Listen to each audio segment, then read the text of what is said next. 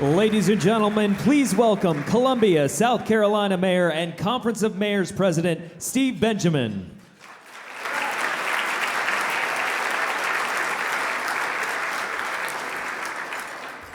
Good afternoon, everyone. And you having fun so far?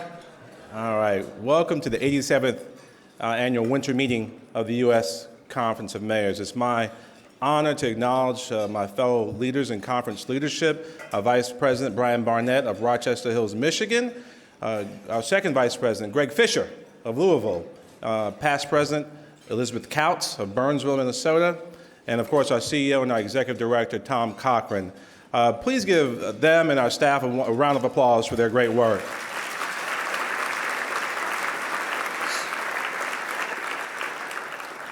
So thankful to our staff, we all are, for the incredible work in pulling all of this together.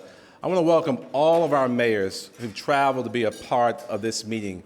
We know it's not easy to be away from your cities, and certainly we want to make sure you understand exactly how much we appreciate you joining us for this important gathering. Can all of the mayors take a moment and just stand up for a second? All the mayors.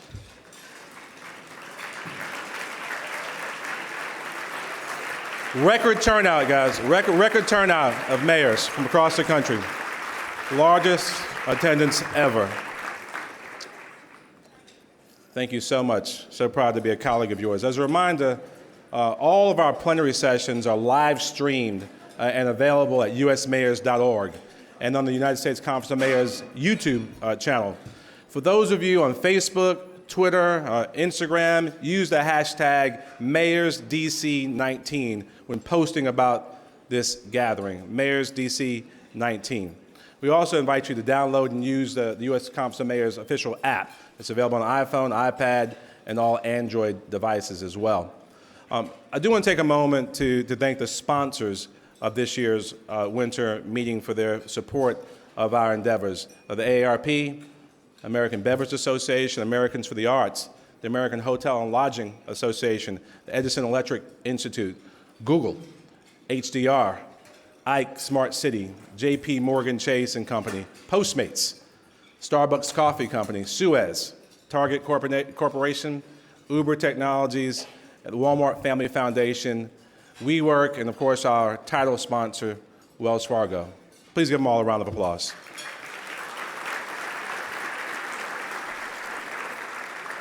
Now it's my distinct pleasure to introduce our host city mayor for a welcome to her city. I want to thank our host for arranging a special reception for all of our winter meeting participants tomorrow evening, as she's done for us in previous years. So please join me in welcoming the mayor of the great District of Columbia, Mayor Muriel Bowser.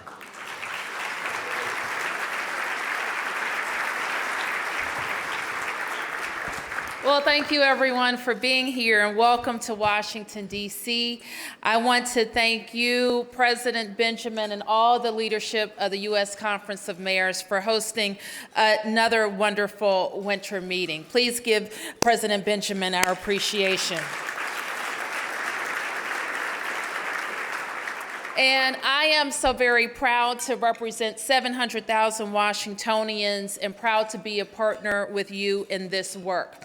We, of course, represent the governments that aren't shut down, the governments that can't shut down, because our residents rely on us every single day to keep our communities moving forward, to keep them safe, and to provide the basics, from healthcare to education to picking up trash. In many ways, it is so fitting that America's mayors are right here in Washington, D.C., just steps from the White House and steps from the Capitol, collaborating, working together to better our cities. At the same time, we're calling on our federal government to do the same. Because one thing that we have seen year after year is that when the federal government can't find a way to get the job done, America's mayors will. So this week, I know that we will be talking about a range of issues, from how we close the achievement gap, the income gap, and opportunity gaps in our city. We will talk about how to end the opioid epidemic that is wreaking havoc on families and communities across our nation. We will talk about how to reduce maternal mortality rates and get to the root of why they are disproportionately affecting women of color. We will talk about how to spread prosperity and ensure that all of our residents feel like they have access to opportunities that are fair and valuable. Our communities may not all look the same. Our challenges and successes may not all be the same either. But at the end of the day, the people that we represent have similar dreams and aspirations, and they are counting on us to lead, to be bold, and to do the work that will help them live healthy, happy lives in safe communities where they can take care and raise their children to be all that they can be too. So welcome to your nation's capital. I hope that you get a chance to see some of our city, and I will join with President Benjamin in inviting you to the DC welcome reception that we will host with the Canadian Ambassador to the United States, David McNaughton, tomorrow night. Please RSVP if you plan to attend. Have a great conference.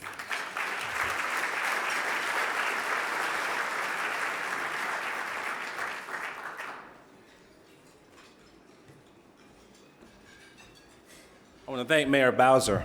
I would like to introduce our sponsor, Rachel Holt. Rachel leads Uber's new modalities organization, which includes Jump and the ramp up and onboarding of additional mobility services such as public transit integration, scooters, car rentals, and bikes. She joined Uber as the general manager of Washington, D.C., growing the city into one of Uber's largest and fastest growing markets at the time.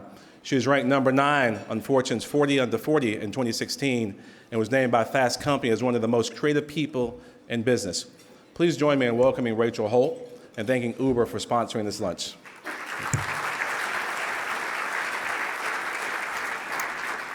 Thank you, Mayor Benjamin, for that kind introduction. And on behalf of Uber, it's my great pleasure to welcome all of you to the city I call home. It was also my pleasure to share this stage with Mayor Muriel Bowser. As the first general manager of Uber's Washington, D.C. business, I'm especially grateful to Mayor Bowser for her leadership in welcoming ride-sharing to the D.C. metro area, where we're proud to now provide flexible work opportunities to over 40,000 people every week. Like Mayor Bowser, for many of you, your first introduction to Uber may have been in the context of controversy.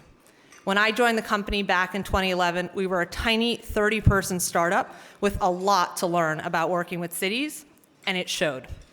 I can tell you that thanks to new leadership and some humbling lessons along the way, we've come a long way. One of the lessons we've learned is that when Uber partners with governments, together we can do great things. In Mayor Benjamin's home city of Columbia, we're partnering with the local transit agency there, Comet, to make it easier for people living in food deserts to get to and from grocery stores. One of the major impediments to people keeping jobs is, of course, transportation. So here in DC, we're working with the mayor's office to help formerly incarcerated DC residents to their new paralegal jobs. And next week marks the 1-year anniversary of our partnership with the city of Cincinnati to collaborate on how to improve transit ridership and make the city's commutes faster and more sustainable. We're also growing our Jump business, bringing scooters and e-bikes to the streets of cities all across the United States, including here in DC. So if you look for our bright red e-bikes, and I hope you'll give them a try during your stay here. As you can see, one of the other things we've learned is that cars are not always the best way to get where you're going, especially for short trips in crowded cities. So we're now looking beyond cars to build the first truly global multimodal platform. We want to use technology to help people in cities you lead help get from point A to point B in whatever way works for them and their cities. That may be on an electric scooter, on an e-bike, on public transit, or in a shared ride. So mayors, as you continue to think about the future of mobility, let's keep finding new ways to work together to help people find access to reliable, affordable, and sustainable ways to get around. And we want to hear from you. Many of you already know your Uber local policy person, but if you don't, please send us an email, mayors@uber.com, and we'll be happy to talk about ways we can partner together. Thank you.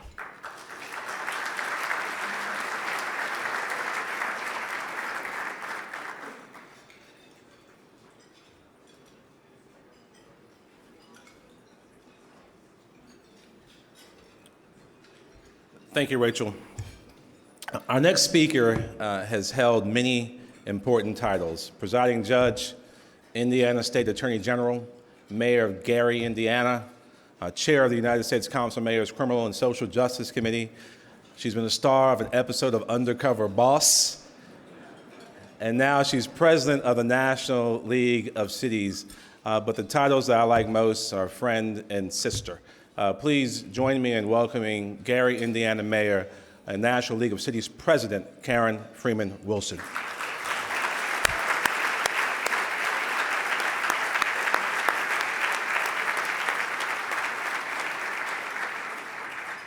Good afternoon. It is my distinct honor to bring you greetings on behalf of the board and staff of the National League of Cities. And while I appreciate the gracious introduction from our fearless leader, he is right. The greatest title that I cherish from him is to be his friend and sister. I know that our organizations have so much in common. Not only do we have a long-time collaboration, but we have in common the people in the communities that we serve. Just like the U.S. Conference of Mayors, the National League of Cities serves in a bipartisan way. Whether you look at the leadership team of Mayor Benjamin and Mayor Brian Barnett and Mayor Greg Fisher, all of whom I consider friends, and their partnership around infrastructure, innovation, and inclusion, or whether you look at the work that we all look to do to move our communities forward, it is clearly a partnership out of necessity, a partnership that has grown out of our love for cities, but most importantly, a partnership that grows out of our love for people. Mayor Bowser is right, and so many of you know this, that we don't have the luxury of not getting it done because our citizens look forward to us getting the work done day in and day out, whether we're in D.C. or whether we're home serving them in our respective cities.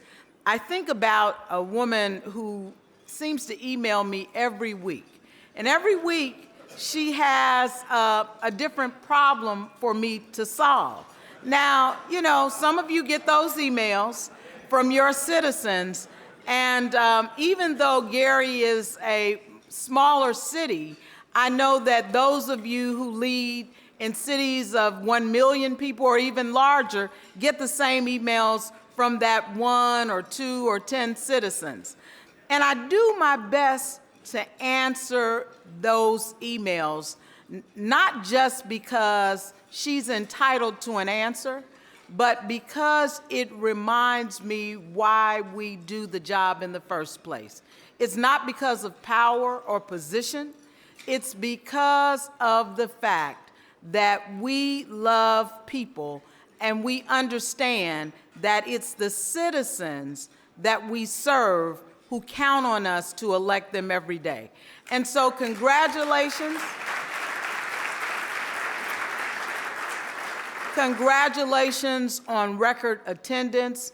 Congratulations on what I know will be a very productive meeting. And thank you for counting the National League of Cities among your very important partners. Thank you and have a great meeting. I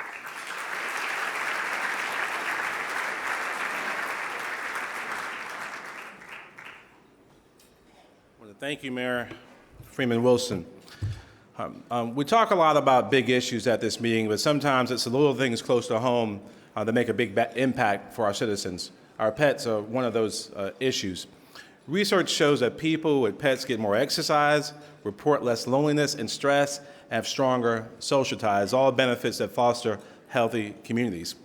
So when cities are better for pets, they're better for everyone. I'm pleased to announce that again this year, the U.S. Conference of Mayors and Mars Pet Care will offer Better Cities for Pets grants to help cities become more pet-friendly.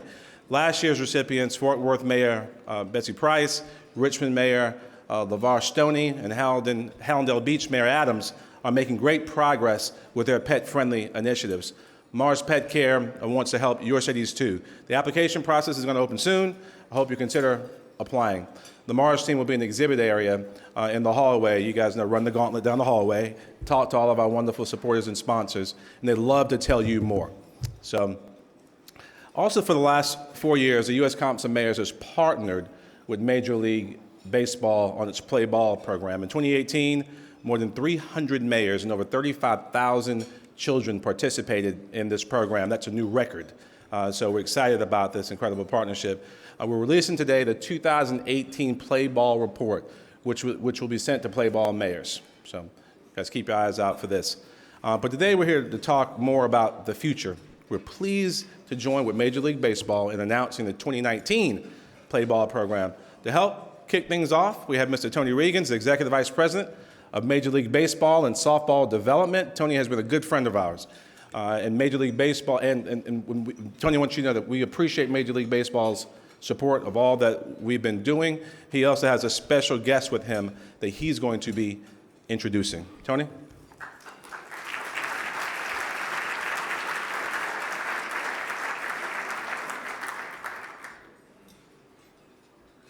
Good afternoon. Good afternoon.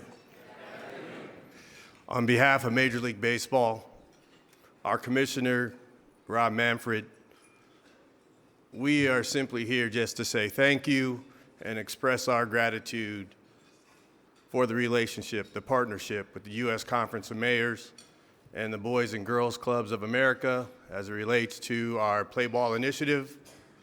In 2018, 303 of you mayors declared your cities as Play Ball cities and conducted events in your communities, impacting over 36,000 young people in your communities and 91,000 since the inception of the program.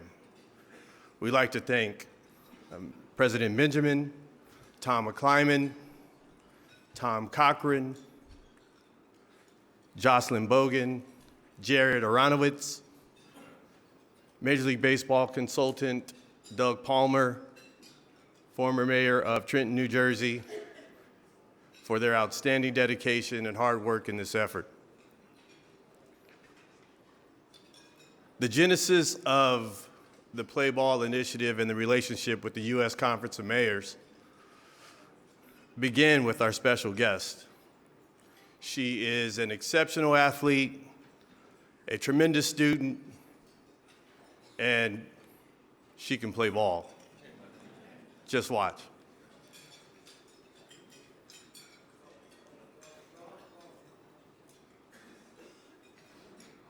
Field to pitch. Different guys saw me come out, and they were all just like saying that I wasn't going to be good, and just like telling jokes to their teammates, and the parents were laughing. But then, when they saw me face the first batter, they were all shocked, and we didn't really hear anything from that side of the field.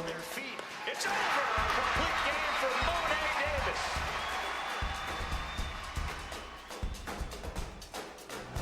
After all of this, I've learned how to have more fun while playing sports.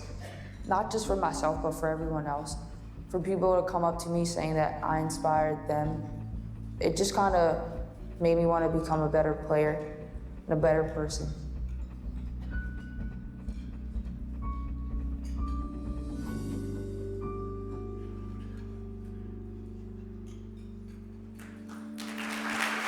I told you. Please join me in welcoming Ms. Monet Davis.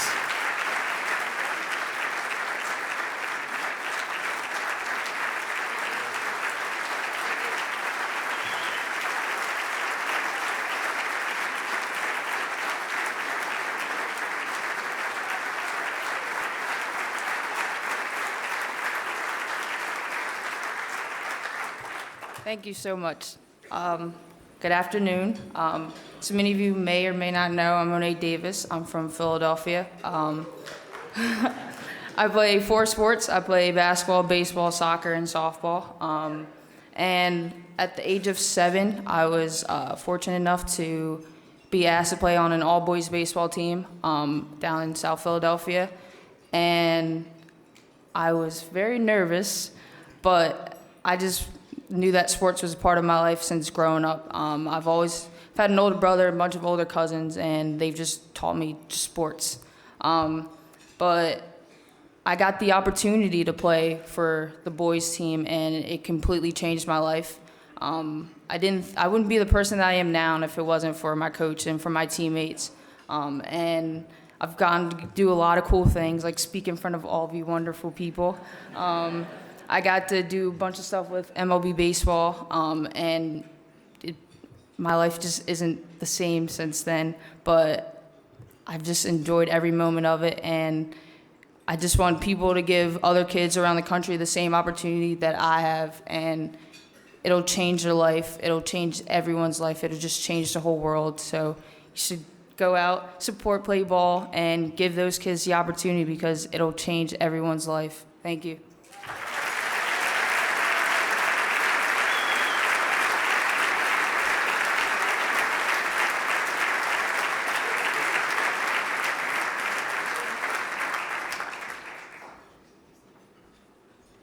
Thank you, Tony and Monet. And Monet, thank you for what you've done, what you will do for youth sports. You're a role model for our kids. Best wishes as you continue your education at Hampton University. Otherwise known. I knew that I'd hear Doug Palmer yell as I said that, and he did not disappoint. Play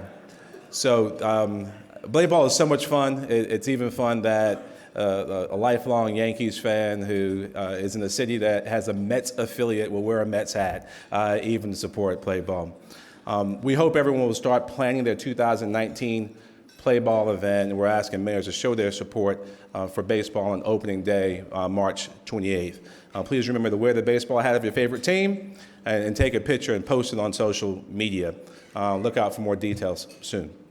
So, also, and I mentioned Doug Palmer. I want to thank Doug for his incredible help with this piece of the puzzle, this veteran survey that Comcast has been incredibly supportive in helping us pull together.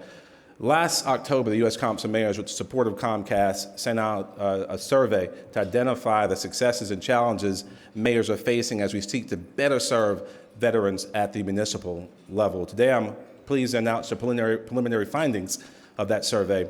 A one-page summary of those findings should be on the table in front of you. A more comprehensive report will be made available in the next few months. Let me first thank the 122 cities that responded to our survey. 32 different states participated. Very quickly, I want to highlight a few of the key findings. We found that the top 3 challenges facing veterans are affordable housing, employment options, and homelessness. 79% of the cities we surveyed have formally committed to reducing homelessness, and more than half of the cities track veteran homelessness. A third of the cities have municipal transition or employment assistance for veterans, while a quarter of the cities have partnerships with employers and or post-secondary institutions for student veterans. We've also identified a few best practices in the report, including one from Washington, D.C., which provides on-demand, no-cost transportation program for vets to get healthcare appointments, job interviews, and educational opportunities. While many of us are addressing these issues, there's still so much more work to be done. I want to encourage everyone to review the preliminary report, share it with your local leaders back home. This is a community response, and our hope is that findings from this report will help each of our cities continue to improve the services and opportunities available for those who have served our great nation. Again, I want to thank Comcast and the Center for a New American Security for partnering with us to produce this report. Let's give them a well-deserved round of applause. Let's also give a round of applause to the men and women who served this country in uniform, please.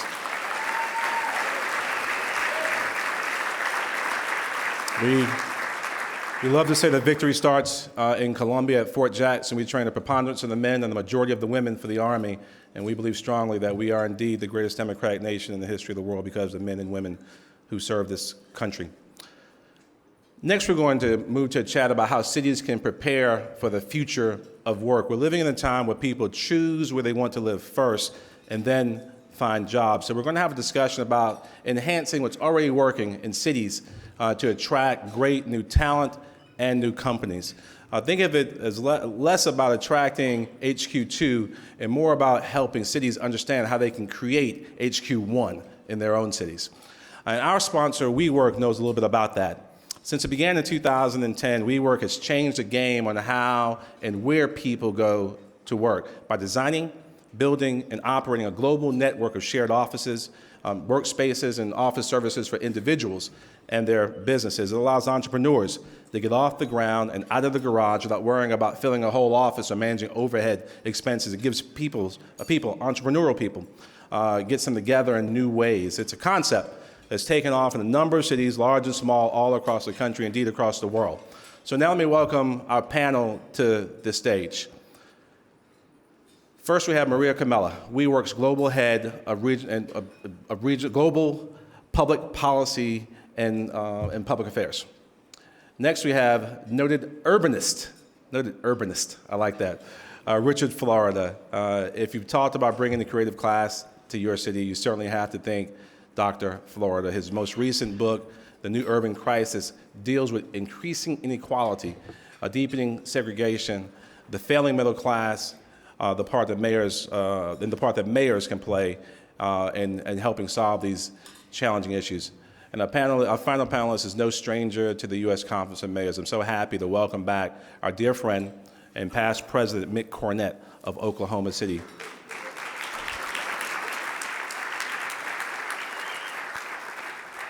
Mick has written a new book called The Next American City, The Big Promise of Our Mid-Sized Metros. Hello, everyone. Hey, Mayor. How are you? All right. So let's kick this off right. Dr. Florida, so what do you see happening with the future of work and the future of cities from your experience, creative class to the new urban crisis? Please help us paint the scene.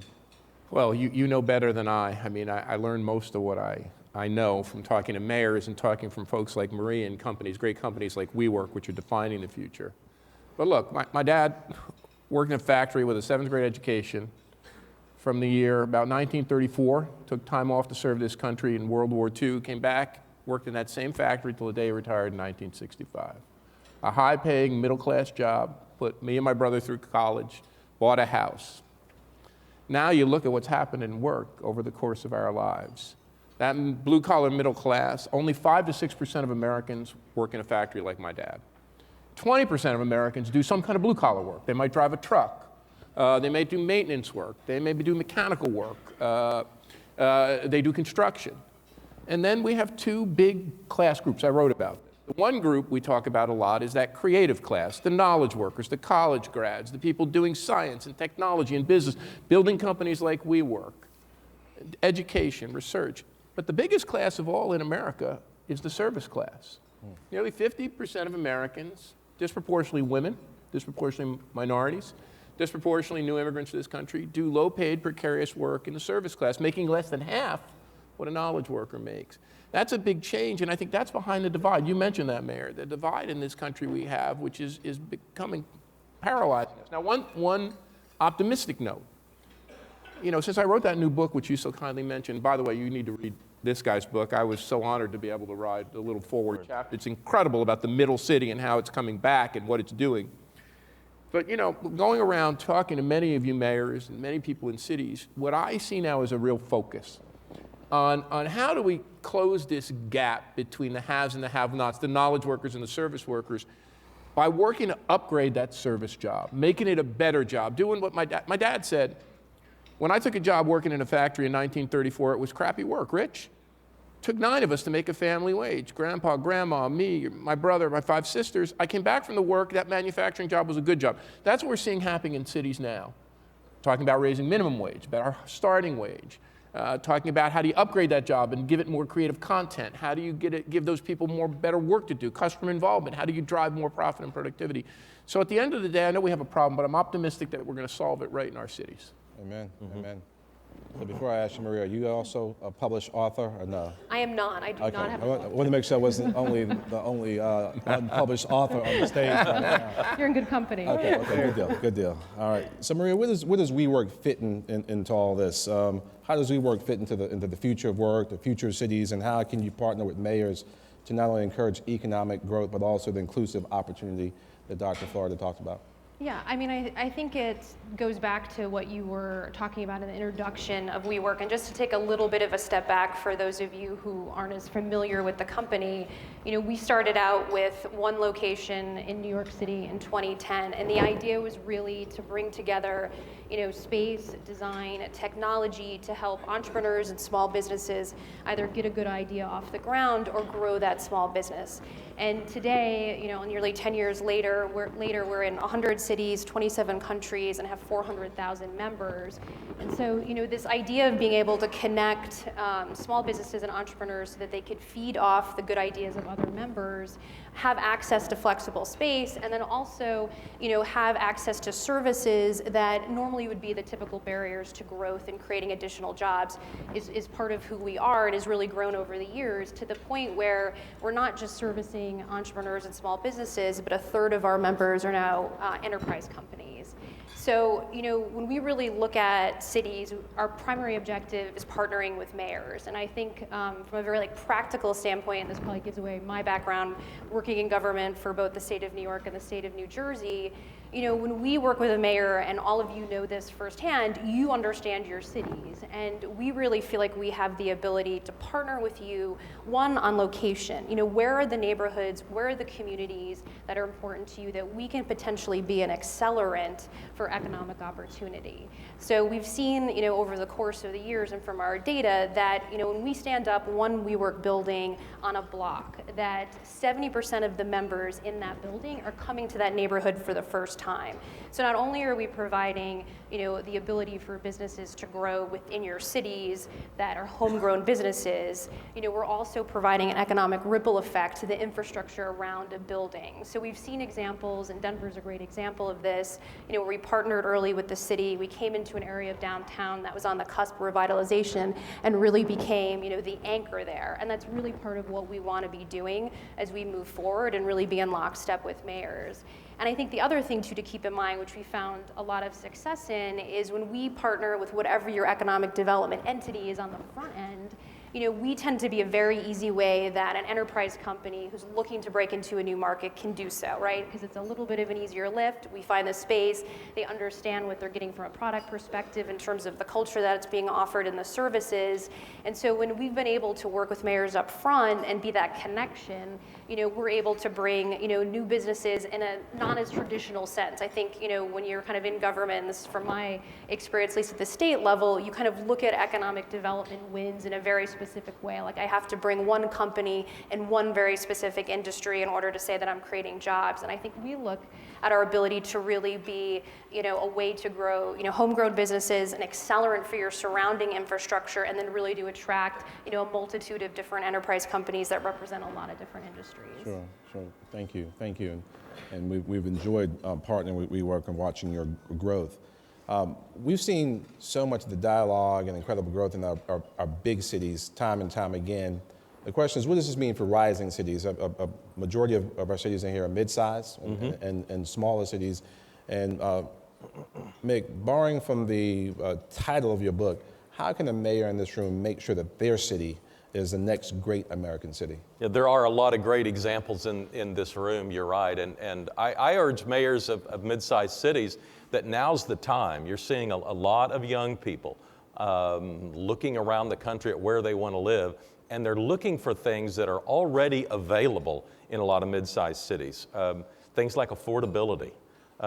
Maybe they would prefer to live in a much larger city, but they also realize that discretionary income matters. What you can do in your spare time. It doesn't matter to be surrounded by a lot to do if you can't afford to do it. And mid-sized cities offer that affordability generally. You also have to be open to transportation options and be working on walkability and all sorts of whatever the next transportation trend is out there. I don't know if people will be on scooters 5 years from now, but there's a lot of people on scooters right now.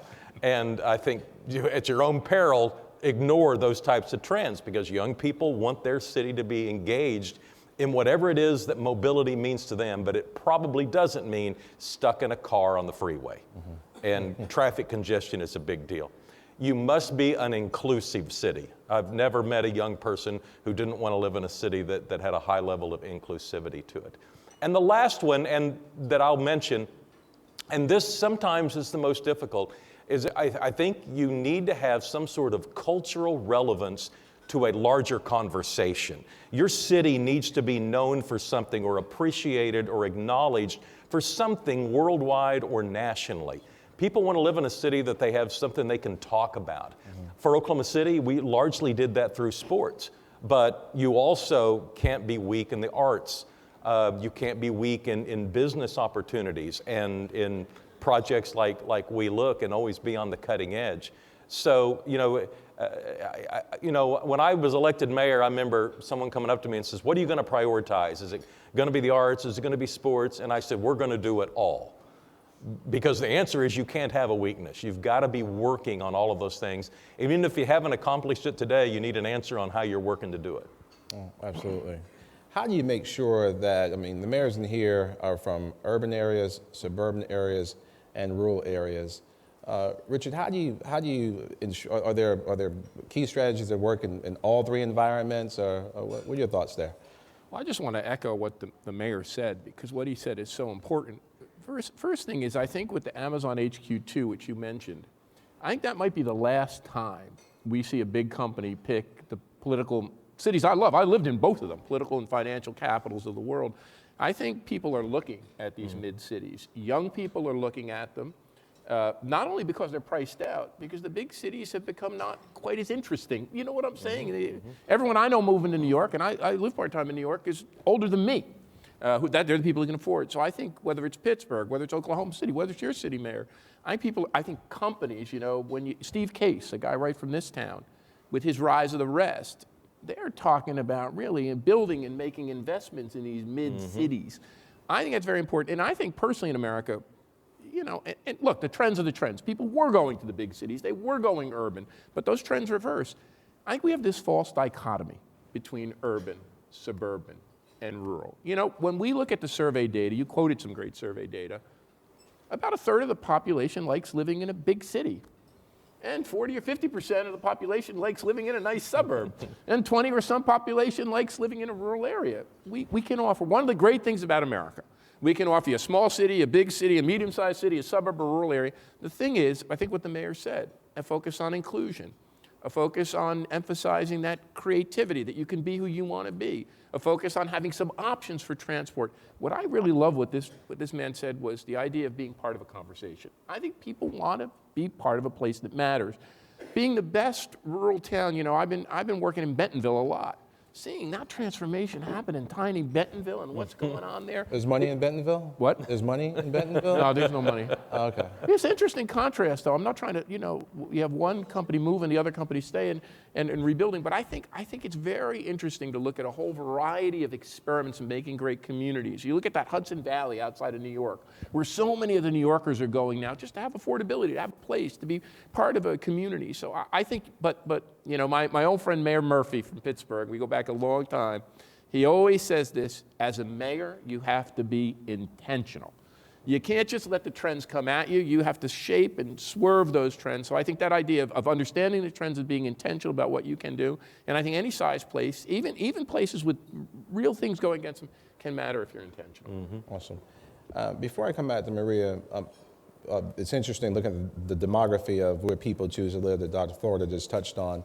It almost lays out exactly where different opportunity zones are, the 8,700 opportunity zones all across the country that we've been spending so much time talking about. I know, Mayor Cornett, you hosted the group last night. You mind talking a little bit about opportunity zones, and you think the role that you believe they can play in this discussion?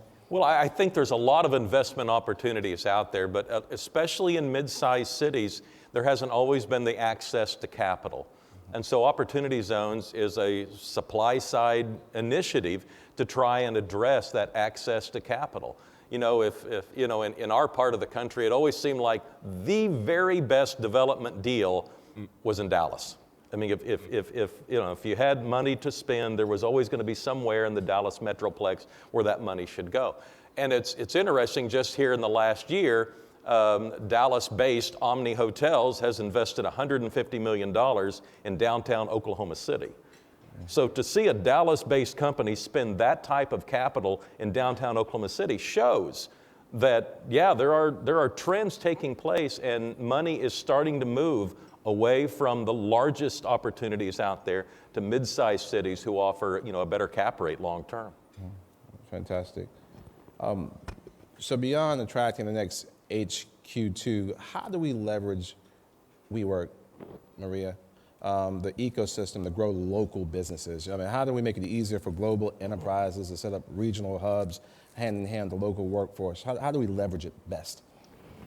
I think again, it feels very simple. But from our perspective, if we're able to partner on the front end and work with mayor's offices, I mean, I can't emphasize this enough. From a company perspective, our number one objective when we go into a new market, a new city, is, if we haven't already, is to get to know the mayor and the mayor's office, find out what issues are important to the mayor, figure out how we can work with them, again, like I said, to identifying, the right area that we should be looking, to actually, stand up our space, to determine if there's anchor partners. So is there an anchor tenant? Is there a company that we can work with the mayor to bring to that city if there isn't an anchor tenant already? Because, when we have the ability to bring space, a potential, company that'll serve as an anchor, we're able then to fill the rest of the space or potentially expand in the city to really serve those smaller companies that I think ultimately, particularly if we're talking about smaller and mid-sized cities, are the companies that you're going to want to see not just stay at the current level that they are, but really build into a larger company and create jobs. And I think as we're all sort of grappling with this idea of, what are the future industries and how do we attract talent, right? As much as, and certainly appreciating the point of having, conversation and having the arts, there's the other piece that brings young people and millennials is opportunity, right? So unless you have that economic opportunity, you have those jobs, in the kind of space that the millennial workforce is looking to be, stimulated by, I think that becomes a tougher challenge. So, I really do think it's as simple as us working together, and, it doesn't always come to the exact, end result that we want, for sure. But I think, for us, it's we're really unoriginal because our email is also mayors@wework.com. So please email that. But I encourage, anyone in this room that is interested in partnering and interested in having this conversation. We want to have this conversation, and I feel, for us, community is really, one of our primary values as a company, and we want to walk the walk on this, and that's why, it's not just saying that mayors and cities are our partners. It's actually, bearing that out. So. Please email us. It's mayors@wework.com. Yes. I guarantee you have 10 emails from Rochester Hills, Michigan already. Well, this is good because the staff told me not to give out my cell phone. Tell your friend Brian already in your inbox. Excellent. So, Dr. Florida, what's next? Well, I think this comment about ecosystems is really important, and it's where we got a little off track with the HQ2 thing. I think when I look around, being doing this now for more than 3 decades, visiting many, many of your cities, what was so striking is 30 years ago, no one talked about an ecosystem. They talked about luring a manufacturing plant, grabbing this, the other thing. You've built clusters, whatever we call it, talent clusters, industry. We've built these ecosystems, and now you go to any town, they can tell you what the ecosystem is, they can tell you what the clusters is, they can tell you talent. WeWork's really interesting because, with relocation of people, if you have a WeWork, there's a network there you could leverage. But I think one of the things that's happened in that development of those ecosystems, they tended to benefit the highly educated, the knowledge worker, the techie, the university grad. But that other 50% of us fell further behind. And I think what's next is inclusive ecosystems. That's what I think. I've been talking a lot with Mayor Hancock about this in Denver because, they've seen that, like many mayors, they've seen that boom in Denver, the housing get more expensive, right? And a third's doing, or 40%'s doing really well, but 50 or 60% are sinking. I think the next idea is how do we, and it's not just equity, don't get me wrong, I'm all for equity. It's not just equity for equity's sake. What I think you mayors do is can create an inclusive ecosystem that has inclusive growth, that's bringing equity and development together. And I had a very senior economic developer say this to me. I went to their conference, the Economic Development Council conference, and he said, you know, economic development isn't just about growing your economy. Economic development is about developing the full capacity of human beings, of your people. And if you're not doing that, if 30 or 40 or 50% are falling behind, you're not developing. You have an unbalanced economy. So I think what's next, and I think the pressure is going to come to you, but I also think it's going to come, fortunately, WeWork is doing it right, to some of the tech companies that aren't partners in this. I can see a backlash, and what I worry about, if you ask me what keeps me up at night, it's not even the dysfunction in Washington. Because hundreds and thousands of cities are what this economy is made up. But it's not a Washington economy anymore, it's you. It's thousands and hundreds of cities building these ecosystems. What keeps me up at night is the backlash against this.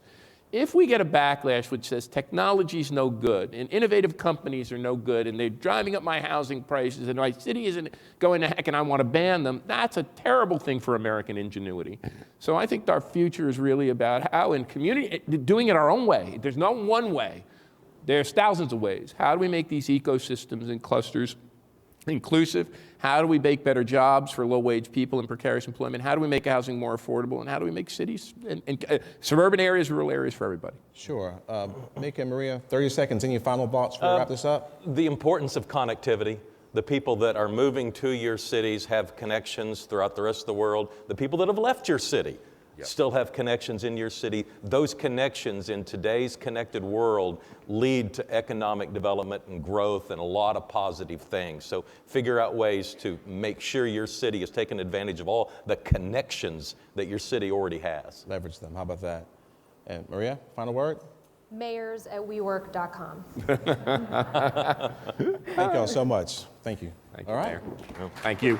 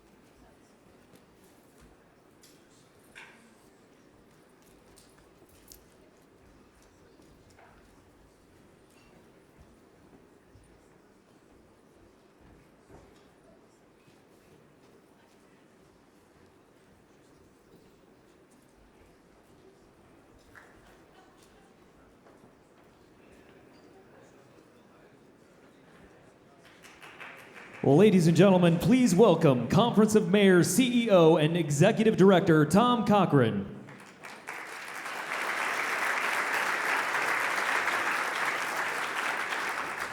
Thank you very much. Thinking about mayors, I've gone to the good book. I've gone to the Old Testament. And I visited the prophet Isaiah. Chapter 62, verse 6. On your walls and at your gates, O Jerusalem, I have set watchmen all the day, all the night. They shall never be silent. And those who put the Lord in remembrance take no rest all the day, all the night, never silent, taking no rest. 8 days after we left Boston, we were in El Paso, Texas. We went to Tornillo, Texas, and we saw what was happening there. Steve Benjamin took us there. Democratic mayors, Republican mayors, never silent about children separated from their parents, in a prison camp.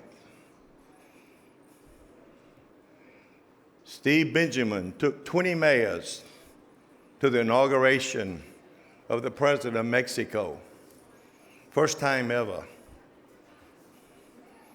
Steve Benjamin had the idea of a Smart Cities Institute.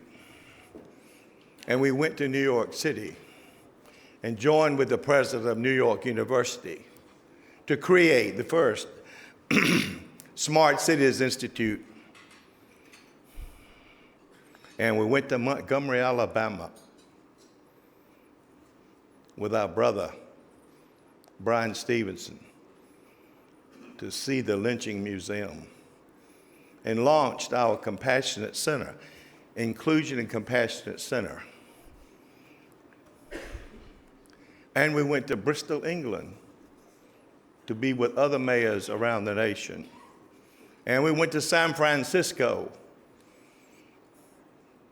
talking about climate when nobody else would. For 6 months, he has not stopped. Ladies and gentlemen, here is 6 months of 2018. Here is the United States Conference of Mayors.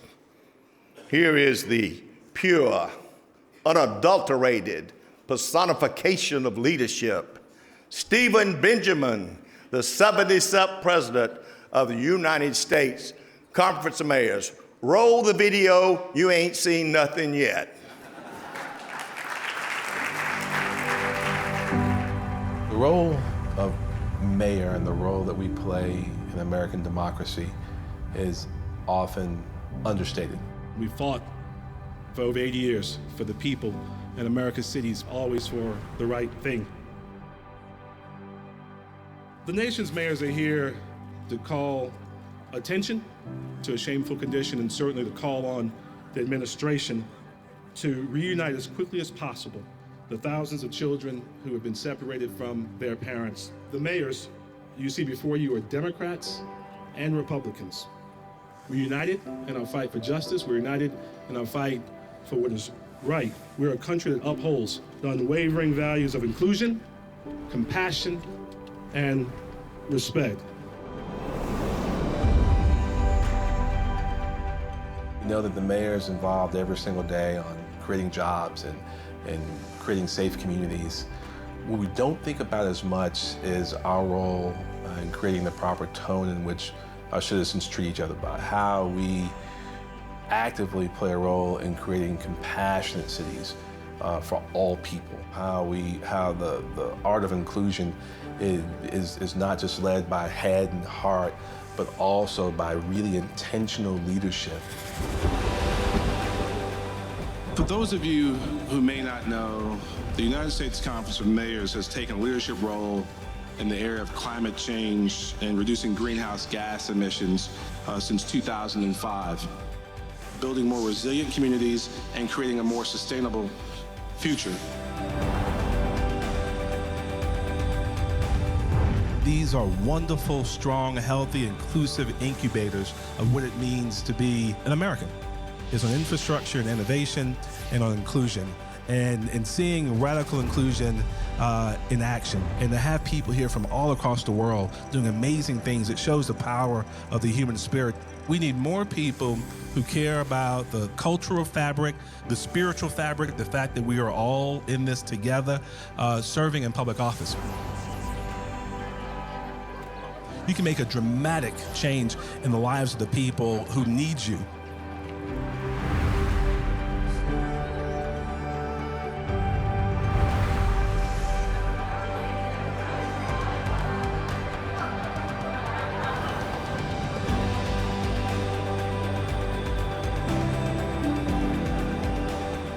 So while there's so much more work to be done, and the battle often sometimes feels uphill, there's still certainly hope for good governance all across America at all levels. Mayors will lead that charge. But mark my words, the mayors are not ever going to slow down.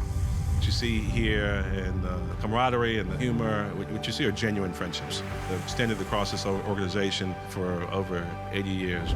As goes America's cities, so goes America, the greatest democratic nation in the history of the world.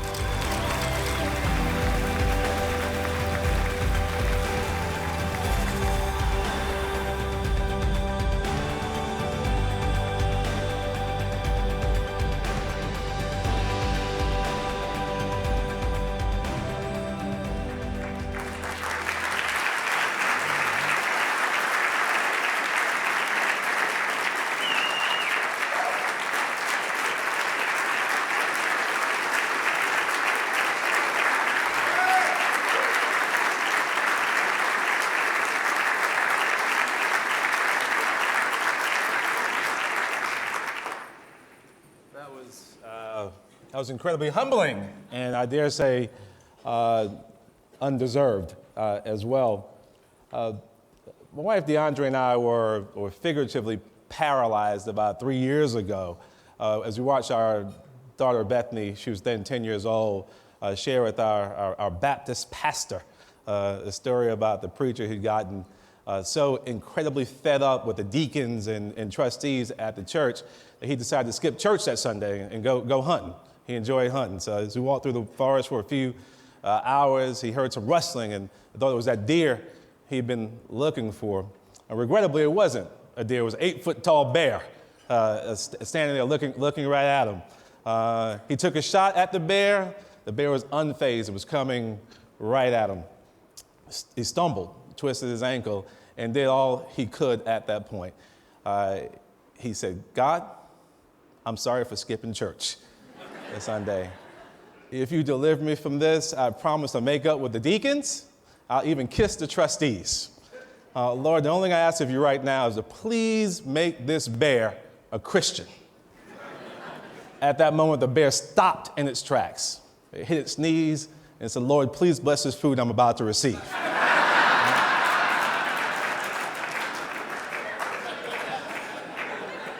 I've learned the jobs that we all do every single day, we've got to be specific in what we're asking for. We're here in Washington, our mid-year meeting, our winter meeting every year, to be very specific on what we're requesting from our leaders in Washington, D.C., and we've been blessed to have leaders from both sides of the aisle come to hear what mayors have to say. As our mayors from across America focus on infrastructure and innovation and inclusion, we're helping to lead the country towards a more united and more prosperous future on priorities like sentencing reform, environmental management, fighting opioid addiction, and agriculture and nutrition. We saw last year that meaningful, bipartisan, bicameral compromise is indeed possible in Washington, D.C. Our mayors were essential in making sure that these changes happen. When coalitions of bipartisan leaders like ours, as large as ours, take a stand, people listen. So I want to encourage you, be engaged, be involved. Let's continue to push the envelope. But I'm also not blind to reality. As we gather here in our nation's capital, hundreds of thousands of public workers, public servants, are struggling to feed their families because they're not allowed to go to work. All the while, vital services are not being provided, and this is simply unacceptable. We should find comfort that opportunities for a federal evolution are finding hope and strong roots at the local level. Our nation's roads, bridges, transportation networks, and water systems not only need to be repaired, but modernized with cutting-edge green technology. We know that public access keep our citizens, their families, and their businesses moving forward. In city after city, region after region, in this room, local leaders are doing what has to be done to keep our vital systems functioning, and some are doing much more than that. But overall, our infrastructure still across this country earns a D+ grade, and this hurts our efforts to compete on the world stage. It's long past time that Washington accept its responsibility and partner with cities to provide the transportation, water, and energy systems our citizens deserve, have every right to expect, and that our metro economies demand. We must preserve this great nation we've inherited.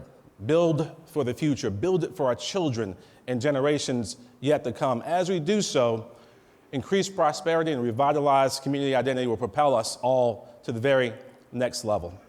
That's why in 2019, this must be the year that we redefine the movement of people to our cities.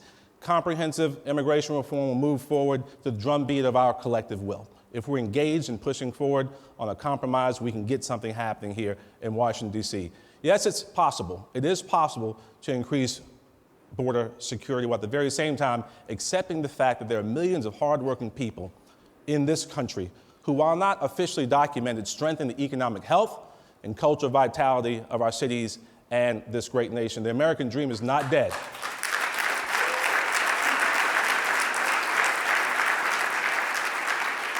The American dream is not dead.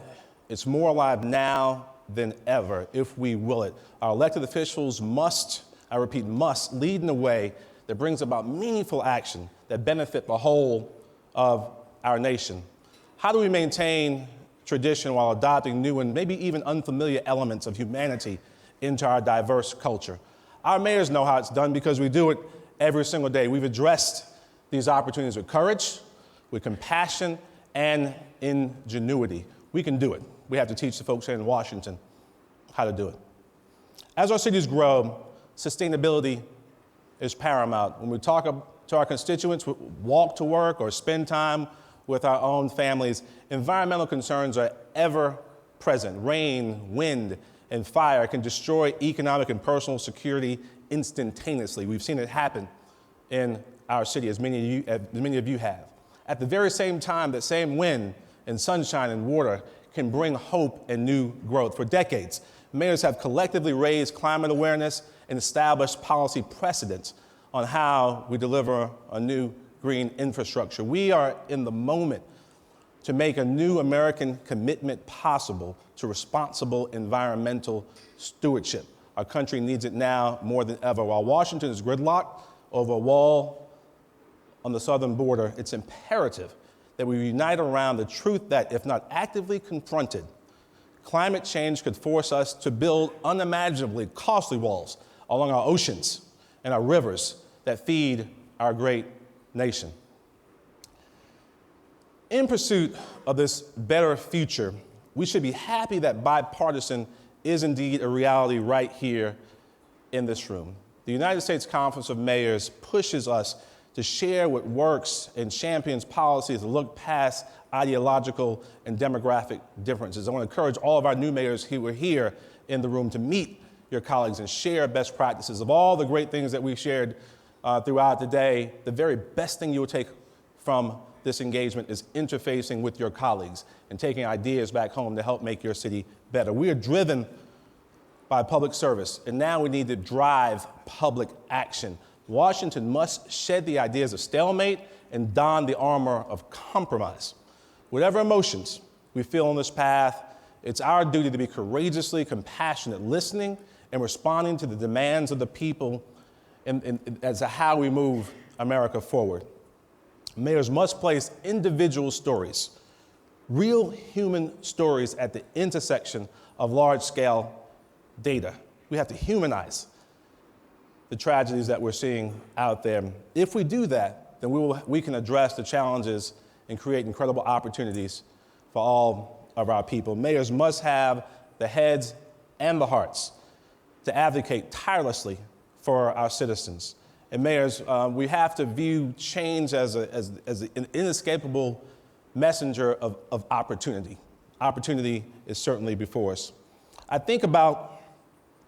dream about, and I pray for our two daughters every single day. I love them more than life itself. I get up in the morning to make the world a better place for them today, tomorrow, and in years to come. I know that every single one of us in this room feels the same way about our families. And our collective love extends to all in our cities and together, this entire nation. The actions that we take, the leadership that we choose to exhibit, will leave a mark well beyond our city's municipal boundaries and our time in office. Each of you, being a member of this collective that we call the United States Conference of Mayors is a recognition of our oneness. The future is in our hands. So let's get started. Thank you all so much for your incredible work, your support of the U.S. Conference of Mayors.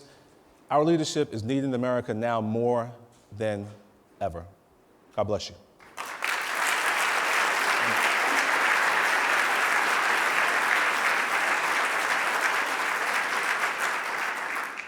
At this time, we were going to hear from our good friend, the mayor of Los Angeles, Eric Garcetti, who chairs the United States Conference of Mayors Infrastructure Task Force and helps lead our infrastructure efforts in Congress. As many of you know, unfortunately, Mayor Garcetti couldn't be with us today because of a late-breaking agreement, I might add, between the LA Teachers Union and the school district that he helped to bring together.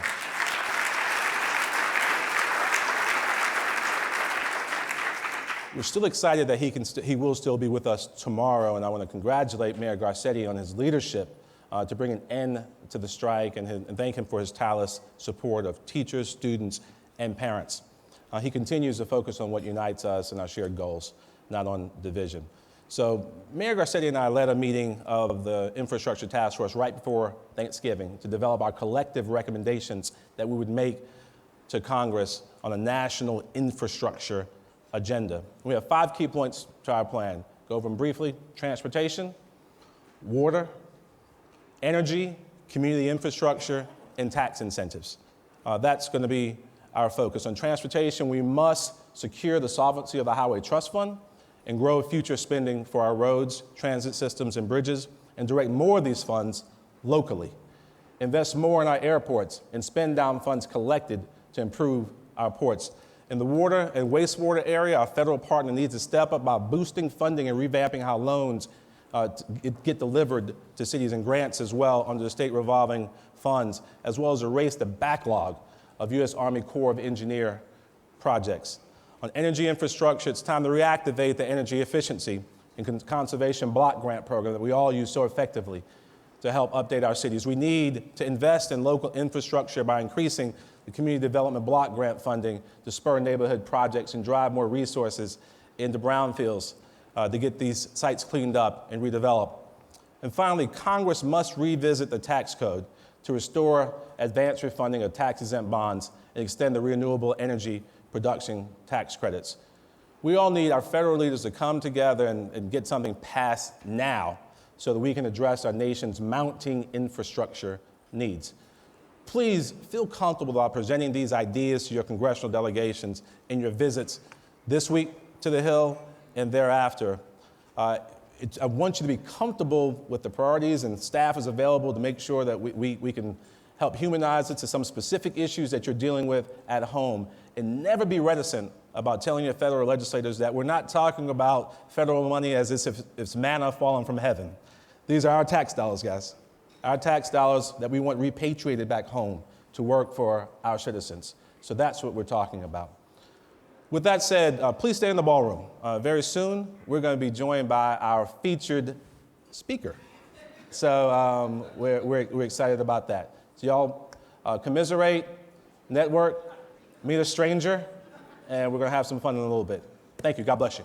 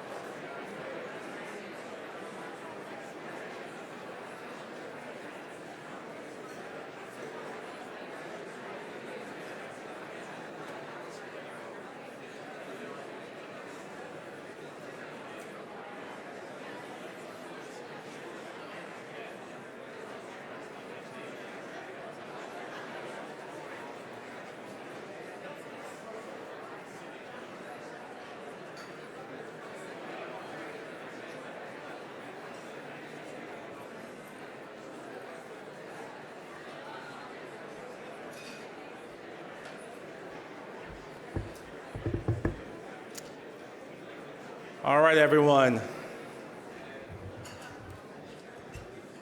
There are so many wonderful things I could say about our next guest. She's the daughter of a mayor, the sister of a mayor, a person who's still with our leadership, a partnership with this organization in good times and in very difficult times. She worked with us to pass and fund an energy block grant that made a significant difference in the fight against climate change. She helped to stop the worst recession in modern times from turning into a depression and helped lead our nation to a period of strong economic growth. She's always welcomed mayors into her office, regardless of political party, and has always taken time to be with us at our national meetings. In fact, she committed to being here at this winter meeting well before the congressional recess was canceled. She was going to fly back across the country just to be here with the U.S. Conference of Mayors.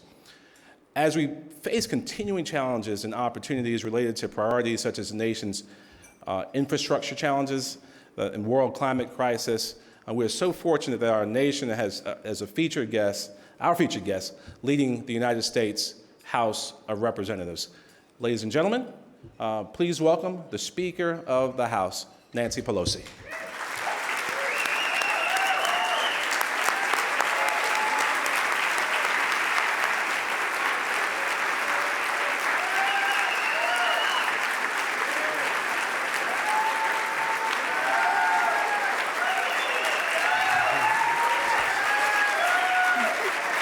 Good afternoon, everyone. Good afternoon. Thank you, Mayor Benjamin, for your warm introduction, and thank you all for your warm welcome. And Mayor Benjamin, thank you for your great service to the City of Columbia and to the country. Let us all salute the strong leadership of the mayor, of all of the mayors. Congratulations to all of you for what you do. And I want to make my personal congratulations to Tom Cochran, who has been such a resource to this organization for so long. He was here when my brother was mayor a long time ago, and he's still here. Thank you, Tom Cochran. That's an applause line. I'll let you know. Again, it's a personal as well as official honor to bring greetings to America's mayors on behalf of the U.S. Congress. It's a joy to welcome my mayor, Mayor London Breed, to Washington. And again, as the daughter and the sister of a mayor, as Mayor Benjamin indicated, I had a front row seat to the extraordinary work that you do for our country and for our democracy, for our people. Cities are the engines of human innovation in our nation. Your success is the foundation of America's success. You come at a time when the government is shut down. Sadly, with this shutdown, the White House is not showing respect for the American people. The senseless and prolonged shutdown is inflicting chaos across the country, and certainly in Washington, D.C., on public safety, on civil aviation, on housing, on health and financial security, on every other dimension of families' lives. I know, as the daughter and sister of a mayor, that there is no buffer between a mayor and his or her constituents. You hear the stories, you know the pain, you feel it, you know that this shutdown must end, and it must end now.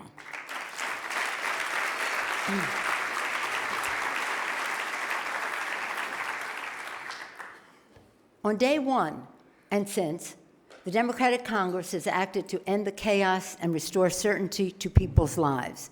This afternoon, and that's why I'm running a few minutes late, the House is passing a package of bipartisan legislation agreed to by the House and Senate negotiators to reopen government.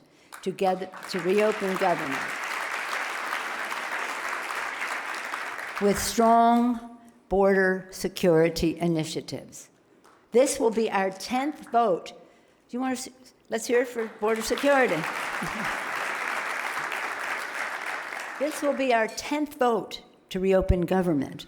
Mind you, just remember this. In our earlier votes, and from the first day that we were sworn in on January 3rd, on that day, we sent the Senate legislation that they had already passed, 92-6, something like that. Some of it unanimously in committee. We said, take yes for an answer. We're sending you the Republican Senate agenda to the Republican Senate. and they said no. Today, we are sending them the same packages, except because some of our House members said, why should we vote? The Republicans in the House said, why should we vote with the Republicans in the Senate? But the Senate did. Why don't we do what we acted upon with them? So today, taking their suggestion, we are sending the House-Senate negotiated, bipartisan, bicameral legislation for them to consider. We'll see how the Republicans in the House vote on their own suggestion. We'll see how the Republicans in the Senate vote on their own legislation. But it's really unfortunate that not only is the president holding the American people and America's workers hostage, he's holding the Republicans in the Congress of the United States hostage. Not all of them. Some of them understand what it means in the lives of the American people. We hope that more of them will. Congressional Democrats support smart, effective border security, but we do not support the president holding the health, safety, and paychecks of the American people hostage again to a campaign applause line. There is serious and justified concern that this president would shut down the government anytime he does not get his way legislatively. That is why we must hold the line on this shutdown in government. That is one of the reasons Democrats and Republicans, and I know this is a bipartisan group, beautifully so, and to the Republicans in the crowd, I say, take back your party, the grand old party. America needs a strong Republican Party, not a rubber stamp. Republicans alike, Democrats and Republicans alike must urge their senators to support the bipartisan legislation to reopen government that will be on the floor tomorrow. Tomorrow, we must reopen government now to respect our workers, to protect our borders, and to meet the needs of the American people. That is what is not, people have to understand there's a purpose to the governance of our, you know it better than anyone, the public role in meeting the needs of people. People's needs are not being met when these people are not being employed, working and getting paid for their work. The American people elected a House majority that would, that's an applause line. Not for everybody, maybe. That will deliver results for the people, opening up new opportunities and improving their lives. We have the opportunity, and therefore the responsibility, to get to work, redeeming the promise of the American dream for every family and advancing progress for every community. We must build, build, build. Build our human infrastructure, invest in our physical infrastructure, and build our democracy. Today, too many hardworking families are asking, is this in this time of innovation and globalization, they're asking if they have a place in the economy of tomorrow. You hear that all the time. We all, mayors, members of Congress alike, must answer them and say, we will have an economy that works for you, for every person in our country. We must build an economy that gives all Americans the tools they need to succeed in the 21st century. Public education, workforce development, good-paying jobs, and secure pensions. Just as we must invest in human infrastructure for our nation, we must invest in our physical infrastructure. The House is committed to bold, transformative action to rebuild America with green, modern, and job-creating infrastructure from sea to shining sea. And may I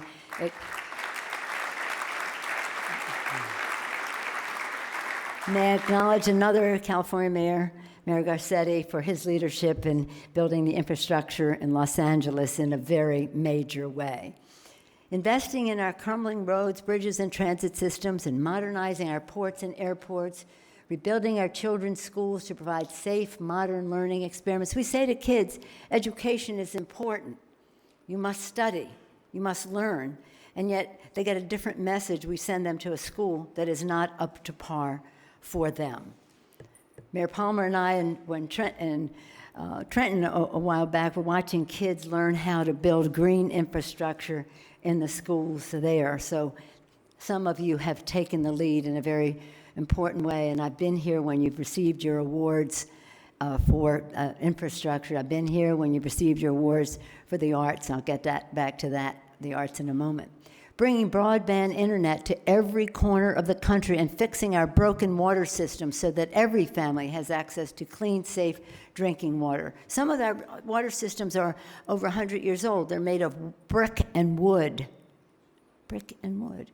Building the sustainable, resilient infrastructure of the future in a way that protects clean air, clean water, creates good-paying jobs, and combats the climate crisis. We must embrace the 3 I's, your theme, building our infrastructure in a way that is innovative and inclusive. Congratulations on your leadership in all 3 regards. We know that you are ready to stop talking and start digging. We want to see dirt fly is what we want to see when we allocate these resources. And I'm optimistic because one subject that I have some common ground with the president on is the subject of infrastructure. Maybe 80% of the conversations I've had with him since his election have been about infrastructure. We have to find our common ground. We're ready. We're ready, and hopefully he is too, so that we can get moving on that to create good paying jobs. We know how important it is. Improve the quality of life, promote commerce. It's so important. Clean air, clean water from all of those investments. We applaud America's mayors for stepping up to deliver quality infrastructure for your citizens. The House will do our part to support you, and we'll do so in a way that does not shift the burden onto your budgets. Last year, they had an infrastructure plan that went from 80% federal, 20% local, to 20% federal, 80% local. What? What? Are you kidding? Must have been. But that's we will not make. We want it to happen, and we don't want it to happen in a way that is not predictable, affordable, and again with a return. When you're doing infrastructure, I talked to Jerry Brown about this morning. He was in my office about what happened in California with the tax initiative that was on the ballot. When people see what they get for any investment in infrastructure, they always support the infrastructure. The Congress, though, needs your leadership and partnership to deliver on many of our shared priorities to drive common progress for all. Together, we'll make America more safe by passing common sense legislation to end the epidemic of gun violence.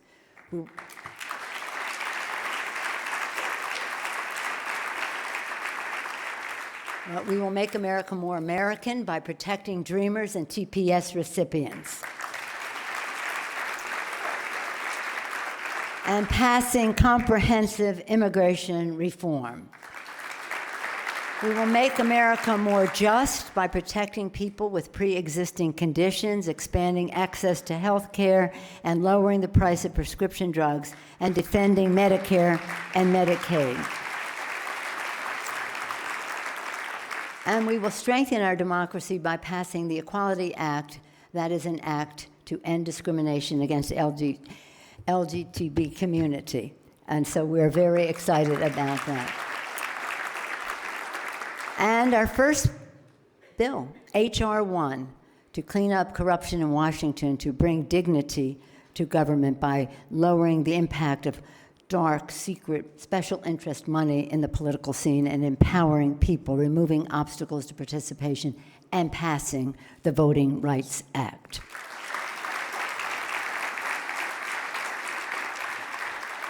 There are 2 challenges, well, actually 3, that I want to just close with, and that is, here they are.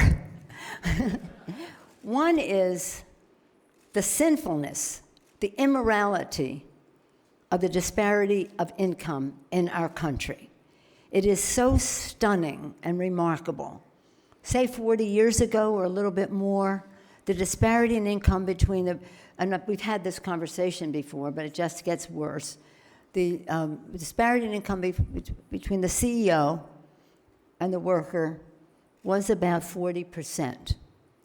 And when productivity increased, everyone's pay increased, the CEO and the worker. Now, it's about 350 to 400%, the CEO. Many CEOs really earned as much as their employees earned it in a year in the first couple of weeks in January. Certainly by now. 40, 35, 350 to 400 times the CEO pay to the workers' pay. That just simply has to end. We do not begrudge anyone their success, their wealth, but we don't want to see an exploitation of the workforce in order to achieve that. So that is part of our For the People agenda, to reduce that disparity, and in doing so, to increase the purchasing power that our workers have. The middle class purchasing power is the most significant stimulus to the economy. Secondly, we have to talk about our planet. I was going to say the denial that some are in our planet, but let's be in a more positive vein.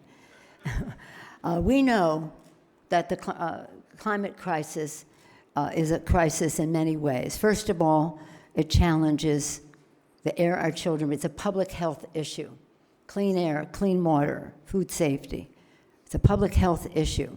Air pollution. Pope called it air pollution. That drives it home for people who think of climate crisis as removed from their lives.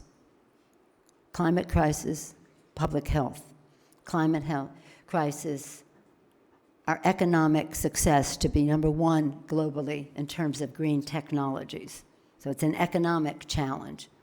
It's a national security challenge. Generals, admirals, et cetera, national security people come to us and tell us that this is a national security challenge in terms of conflicts that erupt because of limitation of assets, migrations that occur, droughts, weather conditions that challenge the communities that people live in and create unease, unrest, and our national security. And it's a moral issue. If you believe, as I do, that this planet is God's creation, I join with our evangelical community in doing so, that this is God's creation and we have a moral responsibility to be good stewards of it, then we must be good stewards of it. And if you don't share that view, but you do agree that we owe it to future generations to pass on the planet in a responsible way, then again, it is a moral issue. So that is one of the challenges we face, and I'm pleased to announce that I have established a climate select committee on climate once again. We had one when I was speaker before, and we have it again now. So this is about creating good-paying green jobs, good-paying green jobs, and ending some of the denial that is there. Secondly, I said disparity of income, the climate. Third, it is. This is something that I think hits home, no pun intended, with many of you, and that is the housing crisis, the homelessness issue that exists in our country. We have to think in a very drastic way about this. And I'll quote Dr. King. Dr. King said, "This is no time to engage in the luxury of cooling off or take the tranquilizing drug of gradualism." Tranquilizing gradualism. We cannot think incrementally. We have to think big. And Maxine Waters, who's the chair of the Financial Services Committee, thinks big in this way. We need to be working with you to hear your ideas about how we can address the housing crisis and how we can increase the stock, make it everything more affordable, and meet the challenge to conscience that homelessness is in our country, especially our veterans. Well, for everyone, for our families. I bring back to the veterans because the veterans are so hurt by the shutdown. A third of our workforce, federal workforce, are veterans. They come from the military, take off the uniform, but continue in service to our country in such an important way. And it's not, we do a disservice to them. We do not appreciate the work that they do. And one way to hurt them is to have their credit ratings be lessened because they do not have the paycheck in a timely fashion to pay their bills, their rent, their mortgage, their car payment, their credit card bill. And if you really want to hurt a veteran, you might have an impact on some of them from their security clearances. The security clearance is affected by your credit rating. So there's so many ways that this shutdown that I began my remarks with and now end with do a disservice to our country, and again, must end Our journey will not be easy. To deliver on all the priorities for the people, we must embrace innovation, inclusion. We have to establish your model that you have put forth here today. I'm coming back to it here. You know it. Infrastructure, innovation, inclusion. So guided by bold thinking and inspired by the priorities of those whom we are honored to serve, we can meet the challenges of our time. I talked this week, we mark the 90 years since the birth of Dr. Martin Luther King Jr. Imagine he was only 39 years old, barely old enough to be president himself, and yet he has a monument on the Mall. He has a day in his honor because of his values and his leadership and his courage. Decades since the March on Washington, his words still ring powerfully clear and true. And I'll repeat, this is no time to engage in the luxury of cooling off or to take the tranquilizing drug of gradualism. Now is the time to make real the promises of democracy.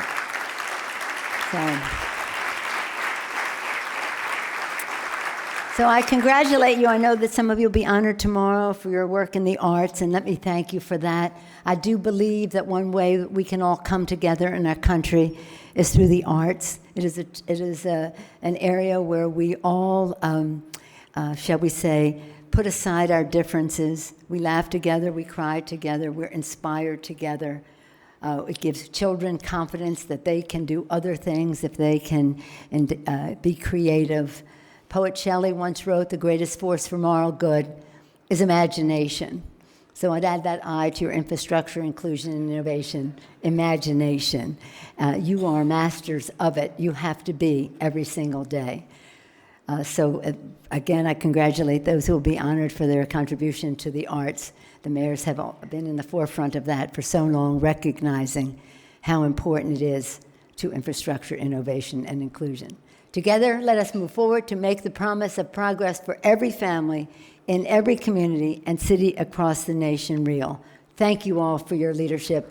Madam Mayor, Mr. Mayor, thank you all. Thank you.